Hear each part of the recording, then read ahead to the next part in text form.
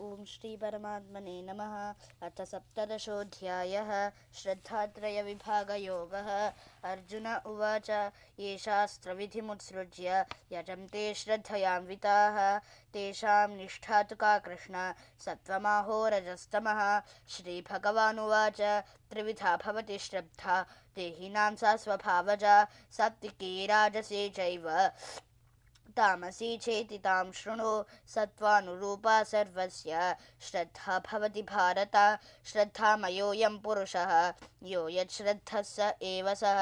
यजन्ति सात्विका देवान् यक्षरक्षांसि राजसाः प्रेतान् भूतगणांश्चान्ये यजन्ति तामसा जनाः। अशास्त्रविहितं घोरं तप्यन्ते ये तपोजनाः दम्भाहङ्कारसंयुक्ताः कामरागबलान्विताः कर्षयन्तः शरीरस्थं भूतग्राममचेतसः मां चैवान्तः शरीरस्थं तान् विद्यासुरनिश्चयान्। आहारस्त्वपि सर्वस्य त्रिविधो भवति प्रियः यज्ञस्तपस्तथा दानं तेषां भेदमिमं शृणु। आयुस्सत्त्वबलारोग्य सुखप्रीतिविवर्धनाः रस्या स्निग्धा स्थिरा हृद्याः आहारास्तात्विकप्रियाः कट्वाम्ललवणात्युष्ण तीक्ष्णरूक्षविदाहिनः आहारा राजसस्येष्टाः दुःखशोकामयप्रदाः यातयामं गतरसं पूतिपर्युषितं च यत् उच्छिष्टमपि चामेध्यं भोजनं तामसप्रियम्। अफलाकाङ्क्षिभिर्यज्ञः विधिदृष्टो य युज्यते यष्टव्यमेवेति मनः समाधाय स सात्विकः।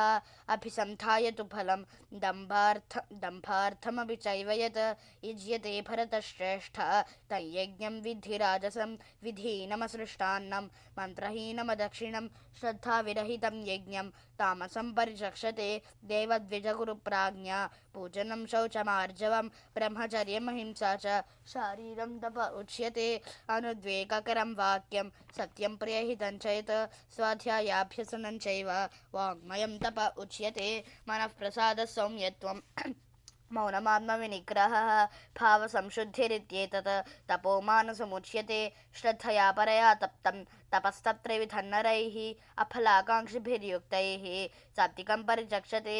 सत्कारमानपूजार्थं तपोदम्भेन चैव यत् क्रियते तदिह प्रोक्तं राजसं चलमध्रुवं मूढग्राहेणात्मनो यत् पीडया क्रियते तपः परस्योत्सादनार्थं वा तत्तामसमुदाहृतं दातव्यमिति यद्दानं दीयतेनुपकारिणे देशे काले च पात्रे च तद्दानं सात्विकं स्मृतं।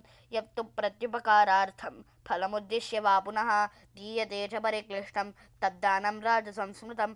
अदेशकाले यद्दानम् अपात्रेभ्यश्च दीयते असत्कृतमवज्ञातं तत्तामसमुदाहृतम्।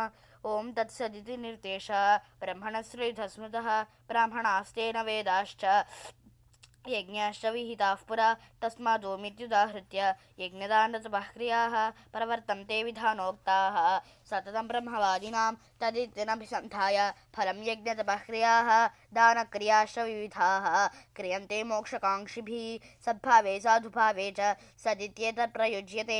प्रशस्ते कर्मणि तथा सच्छब्दः पार्थयुज्यते यज्ञे तपसि दाने च स्थितिः सदिति चोच्यते कर्म चैव तदर्थीयं सदित्येवाभिधीयते। अश्रद्धया हुतं दत्तं तपस्तप्तं कृतं चेत् असदित्युच्यते पार्थ न च तत्प्रेत्यनो इह। ॐ तत्सदिति श्रीमद्भगवद्गीतासु उपनिषत्सु ब्रह्मविद्यायां योगशास्त्रे श्रीकृष्णार्जुनसंवादे श्रद्धात्रयविभागयोगो नाम सप्तदशोऽध्यायः।